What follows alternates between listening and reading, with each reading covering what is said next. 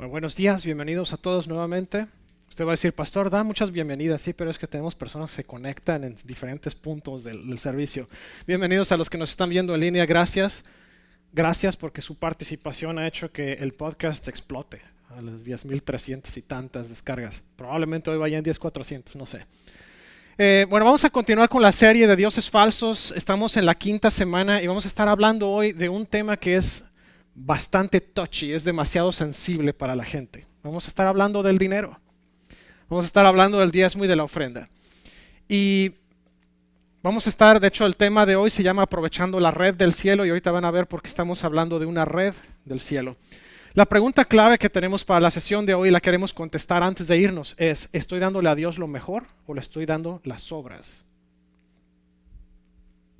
Todo el mundo se quedó callado. Pero vamos a seguir adelante.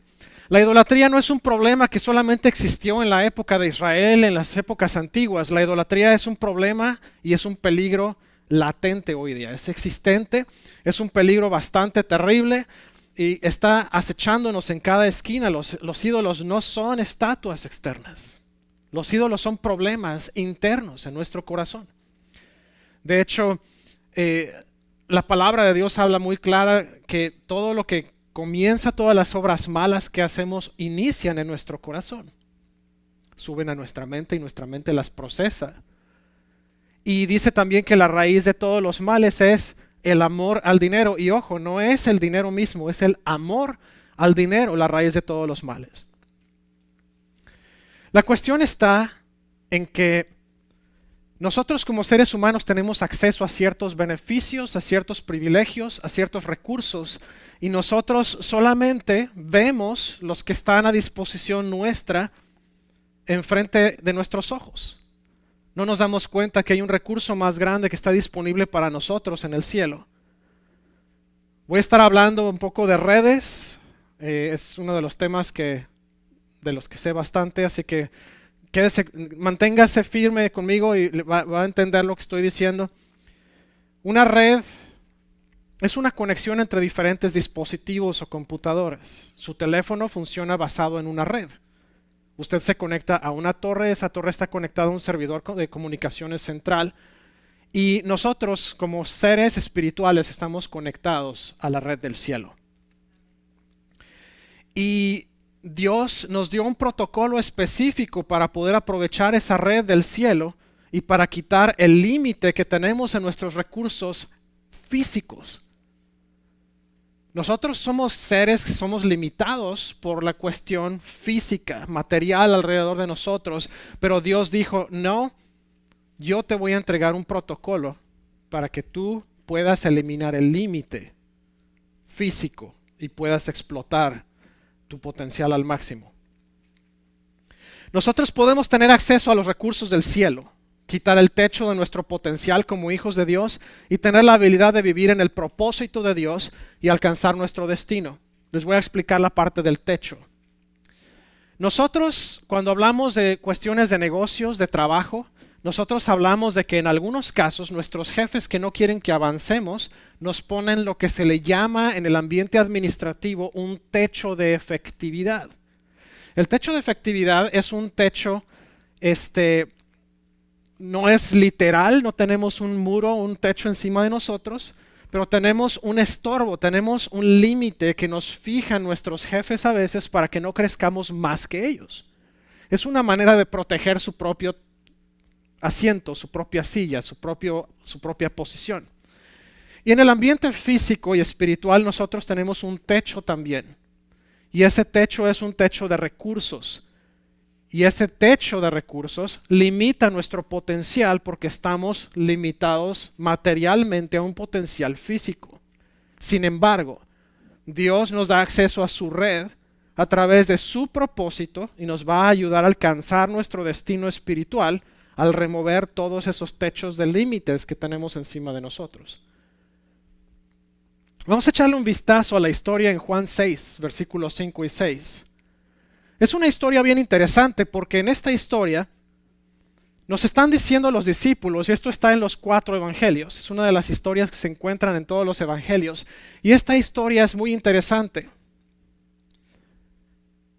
Porque en esta historia Jesús rompe las barreras físicas para alimentar lo que llama la palabra un grupo de 5,000 hombres. Pero no eran solamente 5,000 hombres.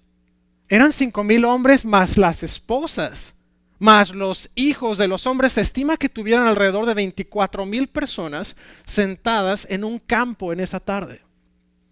¿Se imagina? Nosotros aquí somos normalmente 20 personas, 25, y se ve lleno aquí, aun cuando hay muchas sillas vacías.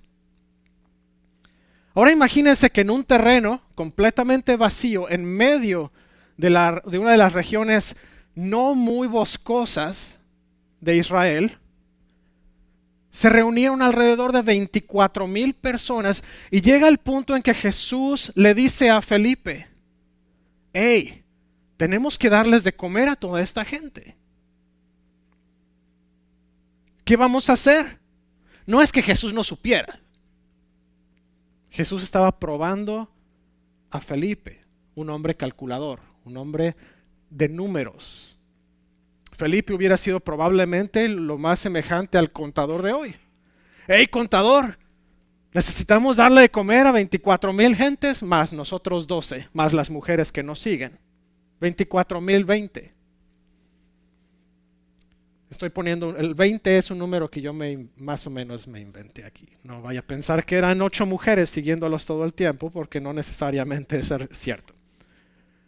Pero Felipe, con su calculadora mental, rápidamente dice: pero Señor, ni el salario de 6 meses nos alcanzaría para darle suficiente a esta gente.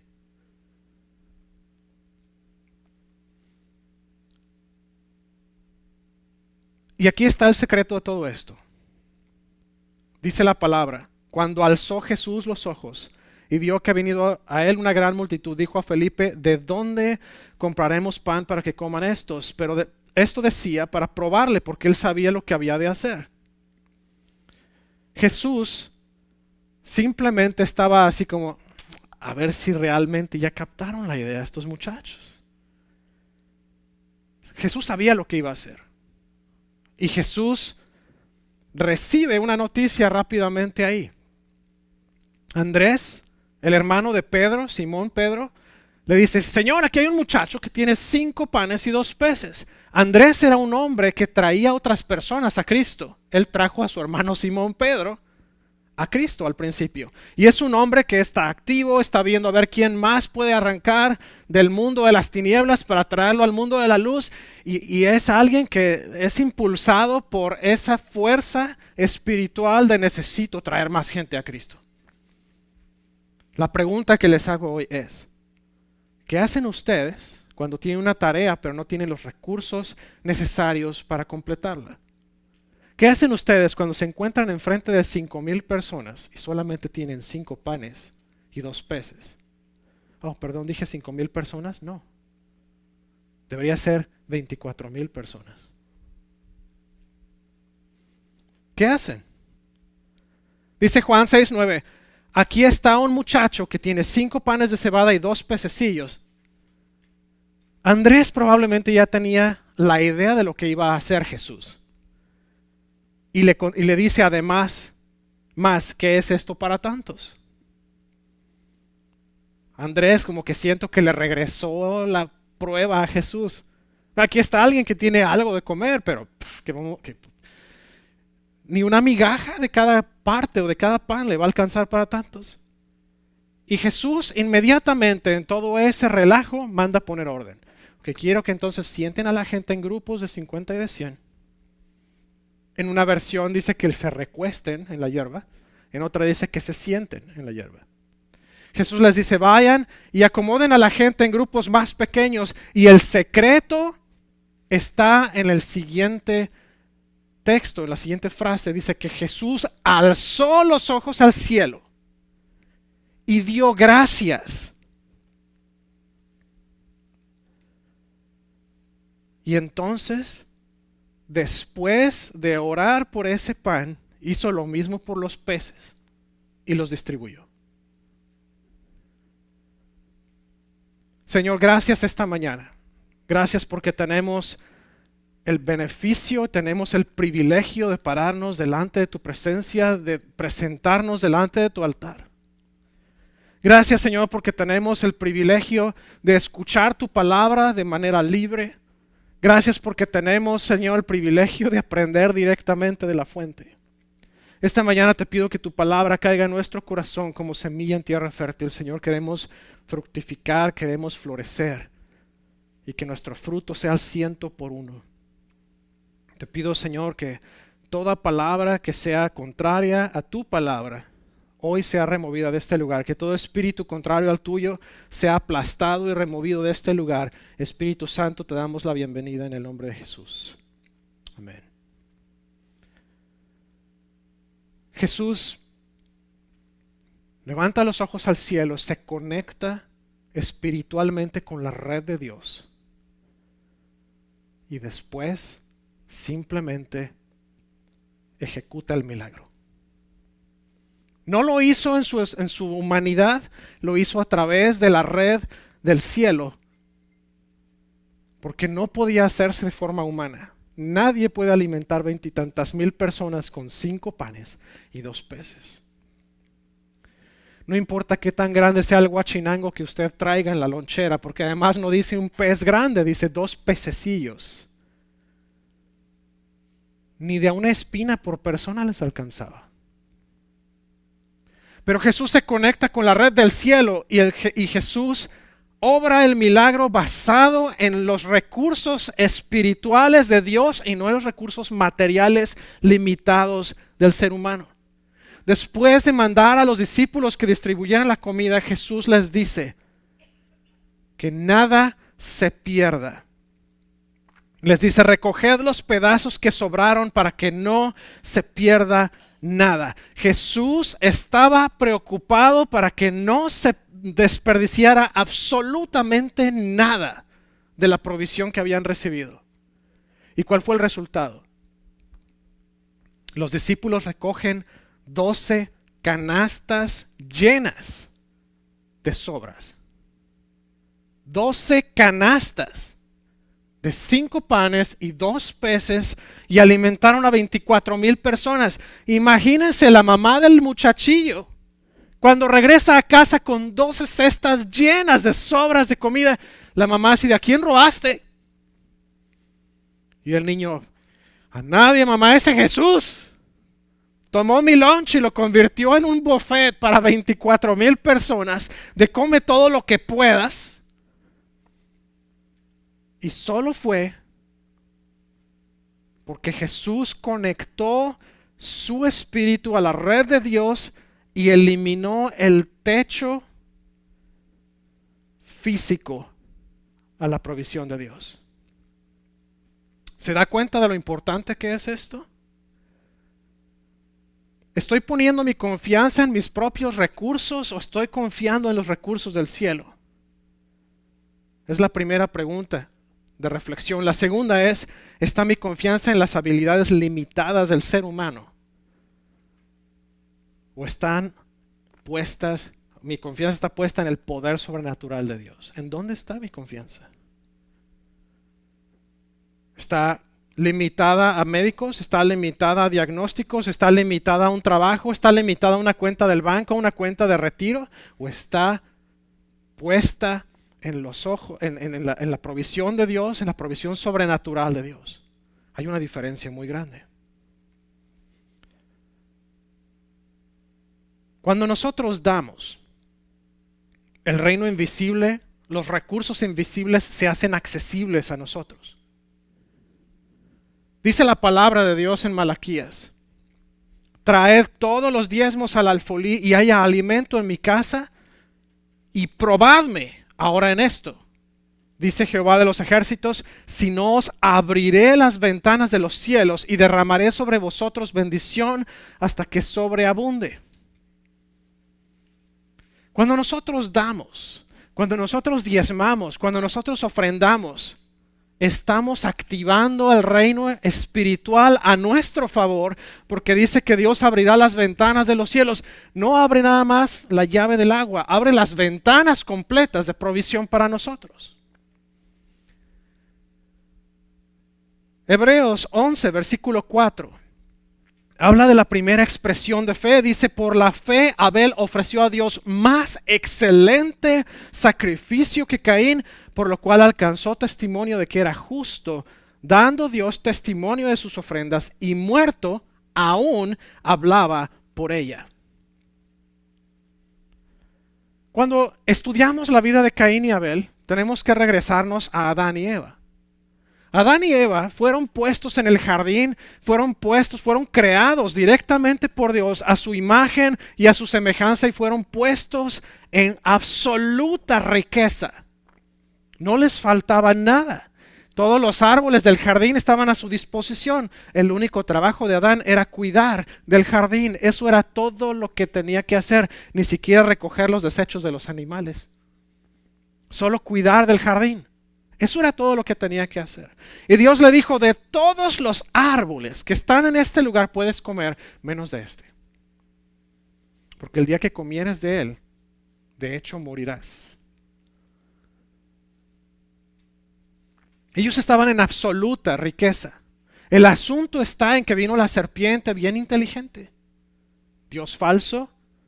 Le dice, no, Dios se los dijo para que ustedes no llegaran a ser como Él. El día que coman de ese fruto, ustedes van a ser como dioses. El Dios falso del ego fue alimentado.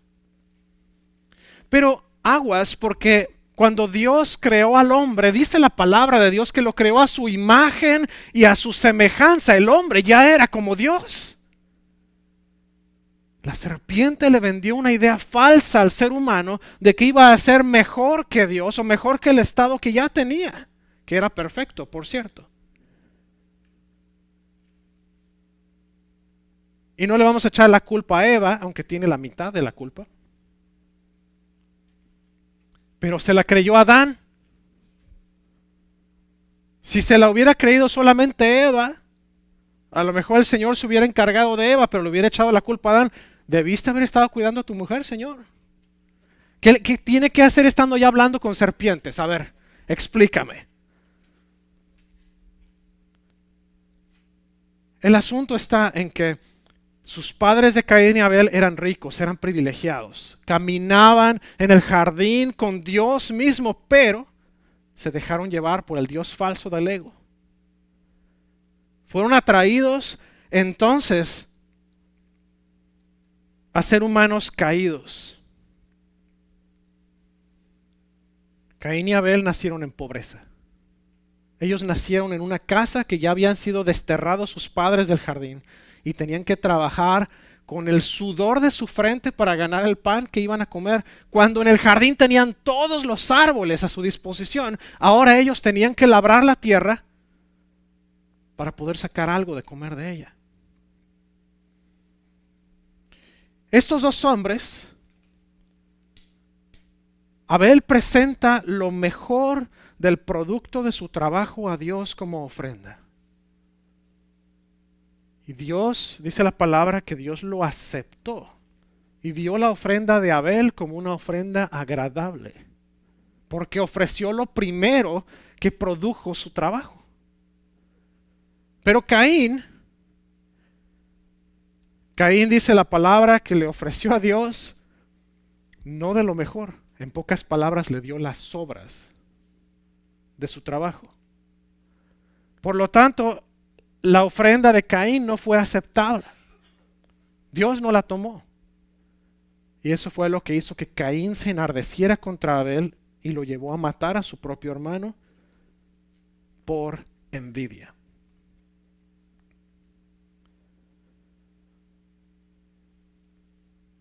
El objetivo declarado del enemigo o de este Dios falso es recrear al hombre según una vana imaginación del hombre, un transhumanismo. Es la mezcla de ingeniería, biotecnología, internet humano. Y lo estamos viendo hoy. La gente está convirtiéndose en una... Mi señora y yo lo llamamos la época de los zombies. Todo el mundo va así en la calle y les habla y no contestan. Ese es el objetivo del enemigo, destruir al ser humano. ¿Y saben qué? Daniel profetizó esto. Cuando interpreta el sueño del rey Nabucodonosor, le dice, habla de los reinos, la cabeza de oro, y luego el pecho de plata, y las piernas de bronce, y luego vienen los pies de barro mezclado con hierro. Y esa es justamente la simiente del hombre que está mezclada con hierro y acero. Es absolutamente frágil. Esta generación y las generaciones que nos han precedido han demostrado fragilidad a lo que el enemigo ha sembrado a través de este Dios falso del ego. La intención original, voy a hablar del diezmo, era redimir el todo. Cuando Dios establece el diezmo al pueblo de Israel, establece la forma de dar a Dios lo primero que eran las primicias, lo primero que dio la tierra, lo primero de sus animales, porque a Dios tiene que ser la primera parte y la más importante. Dios quiere bendecirnos a través de nuestra obediencia.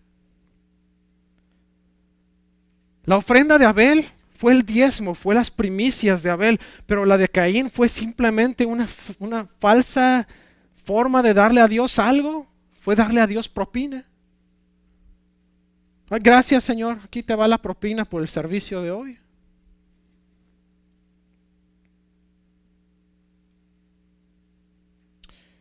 Dice la palabra que cuando Abraham y Lot se separaron, Lot sale hacia el área de Sodoma y Gomorra, y empieza a caminar Abraham hacia la tierra a la que él iba, hacia la tierra de Canaán, y en algún momento llegan una banda de salteadores y se llevaron a Lot, se llevaron a mujeres, se llevaron a niños, se llevaron propiedades, animales, riquezas. Y dice que Abraham juntó a muchos de sus siervos y fueron, los alcanzaron, los batieron a todos, rescataron a toda la gente y a las propiedades y sacaron un botín enorme de ahí. Y la respuesta de Abraham es que cuando llega Melquisedec a hablar con él para felicitarlo por la gran hazaña que acaba de lograr, Abraham le da el diezmo de todo lo que obtuvieron del botín a Melquisedec. ¿Quién era Melquisedec? Muchos estudiosos, la palabra de Dios, incluso en Hebreos, dice que Melquisedec no se sabe su inicio, no se sabe su final. Es un hombre que fue sacerdote del Dios Altísimo, que no era parte de la gente seleccionada de Dios, pero Abraham decidió dar el diezmo a él, y dice la palabra en Hebreos que incluso este diezmo que dio Abraham fue como el anticipo de lo que los levitas tendrían que haber diezmado, la tribu de donde venían justamente los sacerdotes. Abraham adoró a Yahweh a través del diezmo que dio a Melquisedec, el sacerdote del orden del cual vendría el Mesías. Jesús no vino del linaje de los sacerdotes. Jesús vino de la tribu de Judá. A él no le correspondía ser sacerdote por la línea original, porque esos sacerdotes ya estaban corruptos, eran humanos. Él tenía que venir de un linaje enteramente distinto. Y de hecho Melquisedec se habla que él es una especie de presentación de Jesús en el Antiguo Testamento. No voy a entrar a la historia de Melquisedec, luego lo agarramos un miércoles en la tarde, porque hay mucho acerca de Melquisedec. Pero las preguntas que tenemos para reflexionar hoy sobre este asunto del diezmo es: ¿estoy diezmando lo que me sobra o estoy diezmando de lo mejor que estoy recibiendo? ¿Y realmente estoy diezmando como un acto de adoración o estoy diezmando como obligación? Porque voy a entrar a ese tema justamente ahora. Muchas personas dicen: no, pastor, el diezmo era en el Antiguo Testamento y el Antiguo Testamento ya quedó cerrado. Será en el Antiguo Testamento, pero les tengo noticias. Dios jamás requiere de nosotros lo que Dios no ha hecho por nosotros. Dios nos envió a Jesús como el diezmo de lo que vendría después, el anticipo. Dios dio de lo mejor de Él. Dios dio a su propio Hijo por nosotros. Usted y yo merecíamos morir, pero el cielo se abrió y nos dio su mejor 10%. Cuando habla Malaquías de que se abrirán las ventanas de los cielos, utiliza la palabra arubá. En hebreo significa red. El diezmo es nuestro acceso a la red de los cielos. Usted tiene su teléfono ahí cerca. Usted ve su teléfono y en la parte de arriba superior derecha del teléfono viene una antenita y tiene cuántas barras de señal, todo eso. Esa es su entrada de conexión a la red de comunicaciones. Aquí en la iglesia, si usted está conectado al Wi-Fi para público, pues usted también va a ver las antenitas del Wi-Fi ahí y le va a decir cuánta señal tiene. Esa es una conexión a una red. Su teléfono, de hecho, cuando Bill Gates y Microsoft crearon un sistema operativo que se podía conectar con otros sistemas, con otras computadoras, lo llamaron Windows, que significa ventanas, porque era una ventana a otro dispositivo, a otro acceso, a otro punto de almacenamiento, etc. Su teléfono es una ventana a una red invisible. Usted no puede ver cuántos puntos y nodos de conexión hay en la red telefónica porque es invisible.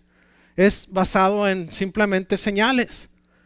Pero cuando nosotros diezmamos y cuando nosotros ofrendamos, nos conectamos a la red del cielo. Nos conectamos a esa red invisible, espiritual, a través de la cual tenemos acceso a recursos ilimitados del cielo.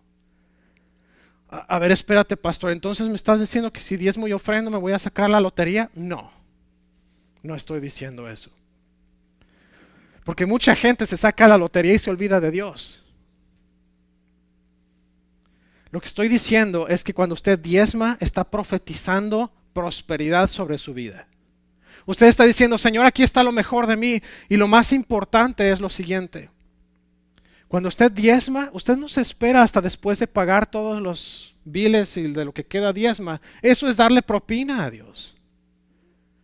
Cuando le llega su cheque, le llega sus ingresos, lo primero que hace, saca el 10% de Dios y lo da. Y todo lo demás que le queda a usted, ahí están sus 5 panes y sus 2 peces. Y Dios lo va a multiplicar.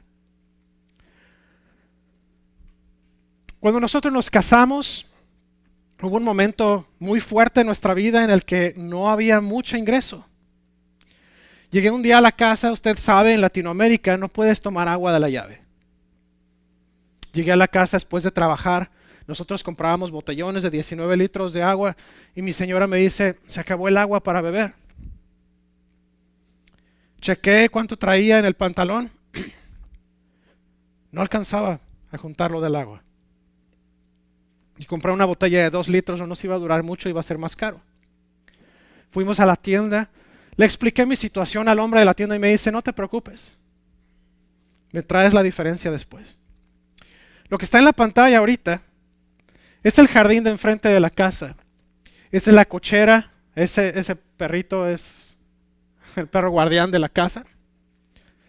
Y créame que era guardián, se acercaban perros más grandes y los correteaba hasta quién sabe dónde. El terreno era como lo ven en esa imagen donde está en la parte de abajo izquierda, donde está la manguera. Era pura tierra de construcción, pura pedrería, pura roca, pura grava, puro cascajo. No salía pasto ahí. Pero un día probamos a Dios. Y a pesar de todo lo que estaba pasando, nosotros no dejamos de diezmar en esa época.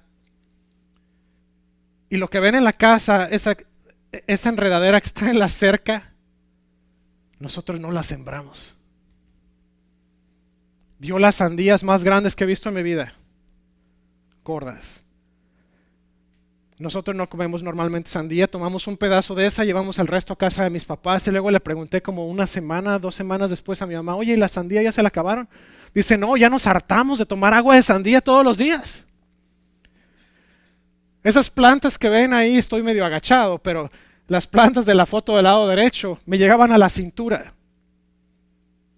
Eran tomates, era apio, hay por ahí una calabaza también. Había una señora que llegaba cada miércoles y nos decía, dame 3 calabazas, 2 tomates, un manojo de apio. Y mientras más regalábamos, más salía de la tierra. Pásame a la siguiente imagen. Ese es el perro.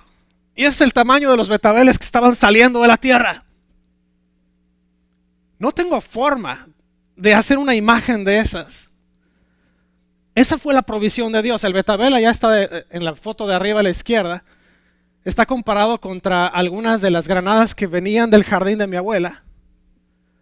Y para cuando sacamos esta foto, la planta de sandía ya iba casi hasta arriba de la cerca.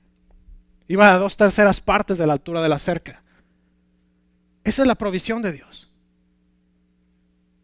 Cuando nosotros hablamos o nos conectamos a la red del cielo, el cielo contesta. Esa es una de las veces que hemos visto la provisión de Dios de una manera impresionante y real en nuestra vida. Y así como esa han pasado muchas.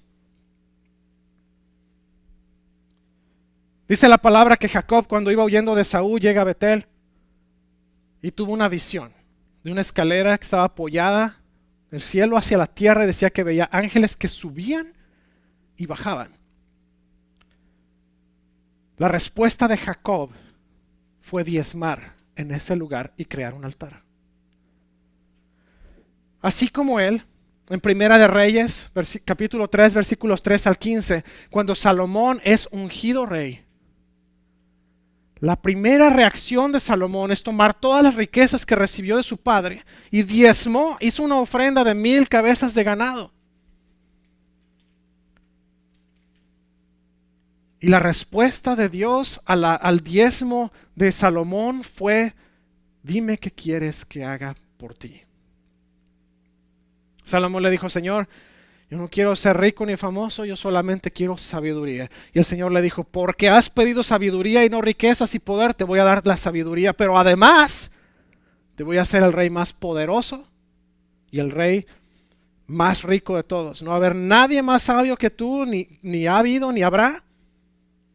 Y vas a ser un rey próspero y vas a tener paz en todas tus fronteras. Y pasó. Cuando llegamos al Antiguo Testamento y hablamos de diezmar en el Antiguo Testamento, no es por obligación, no vivimos bajo la ley. El diezmo en el Antiguo Testamento era una obligación de la ley de Moisés y una forma de obligar al pueblo, de hacer al pueblo que reconocieran que la provisión venía de Dios y no de su trabajo. Para muchos de nosotros es fácil pensar: bueno, es que me sudo mi existencia todos los días, me merezco lo que gano. Pero lo que no nos damos cuenta es que si a Dios le place que mañana perdamos el trabajo, mañana lo perdemos.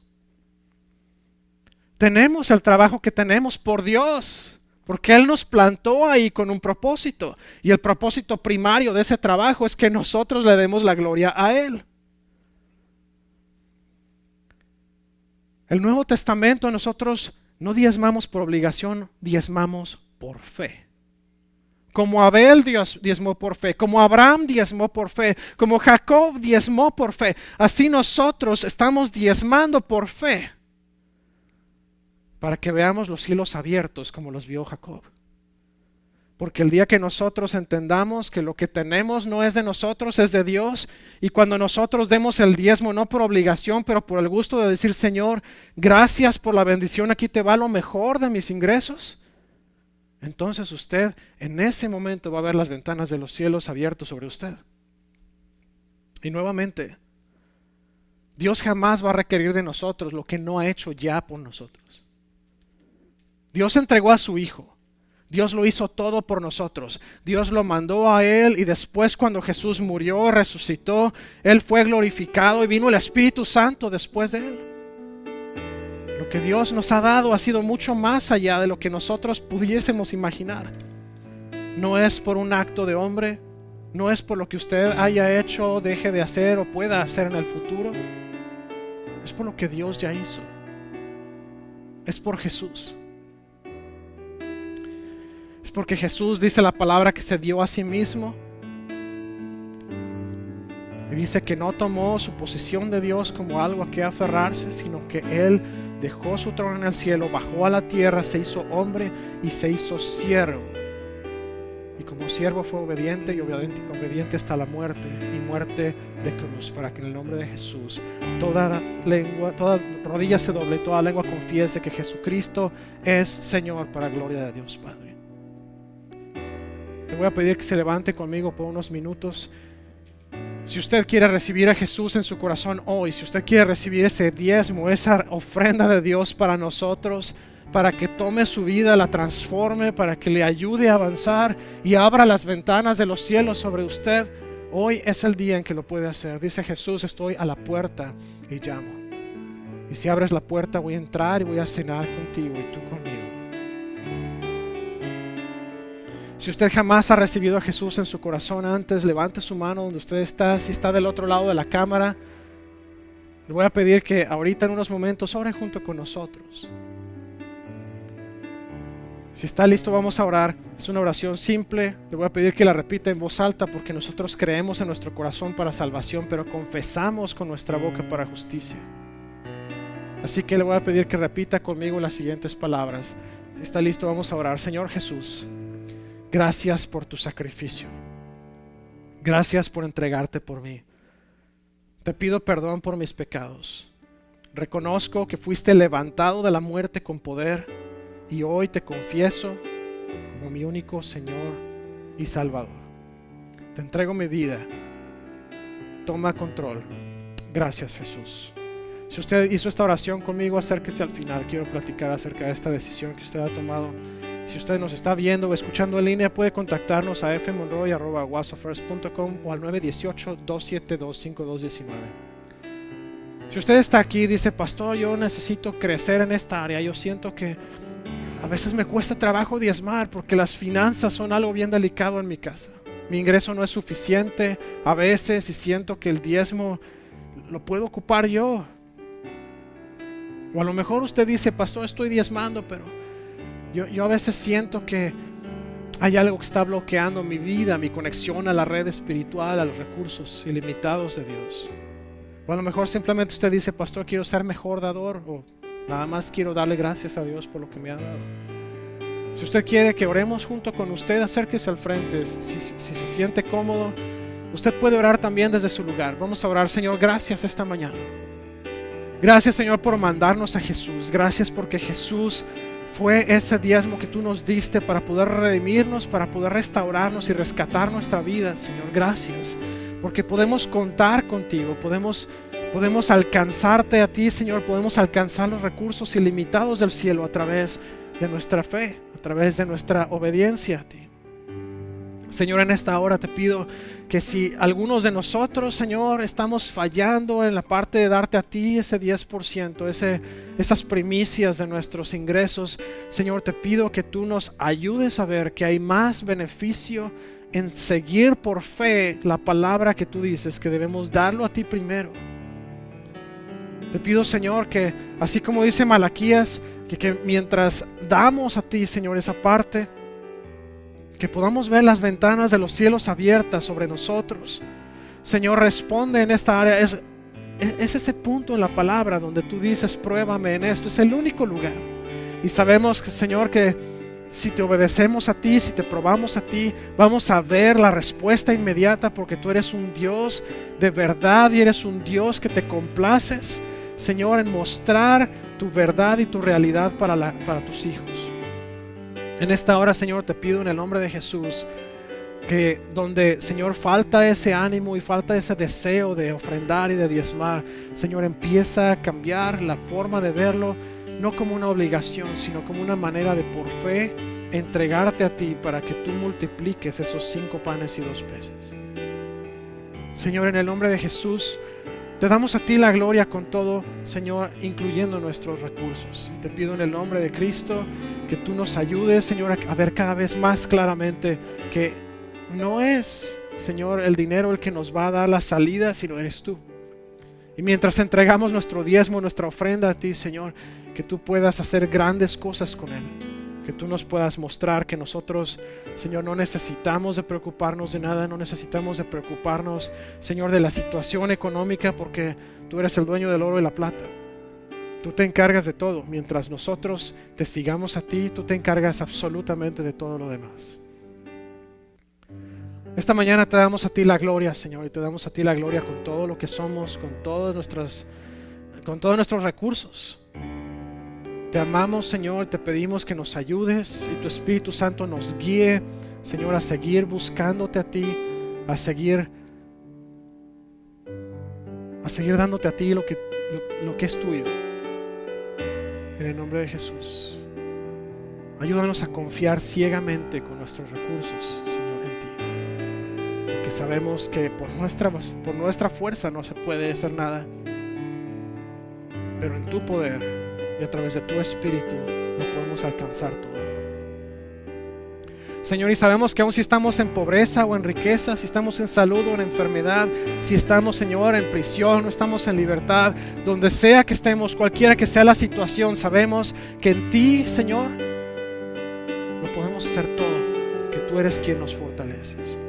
Señor, y aun si ahorita no vemos la salida, estamos batallando con la parte económica, nosotros sabemos que estamos en tus manos y sabemos que podemos contar contigo y tú te vas a encargar de todo lo demás. Te bendecimos en esta hora, Señor. Bendice a cada persona que está con nosotros presente, a cada persona que nos escucha, nos mira en línea. Y te pido, Señor, que mientras tu Espíritu obra en nosotros, Señor, que nos vaya ayudando a soltar nuestras manos, a abrir nuestras manos.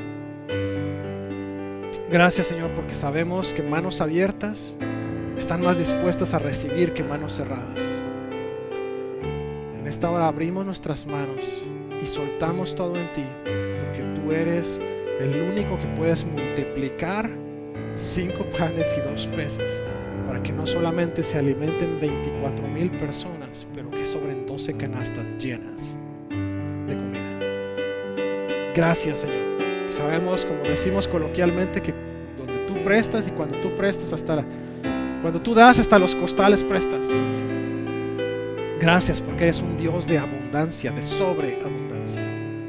Gracias, Señor, en el nombre de Jesús. Amén. Amén. Que el Señor me los bendiga y los guarde. Que el Señor bendiga su entrar y su salir, su acostar y su levantar. Que Él haga resplandecer su rostro sobre ustedes y los llene de paz hoy, mañana y siempre.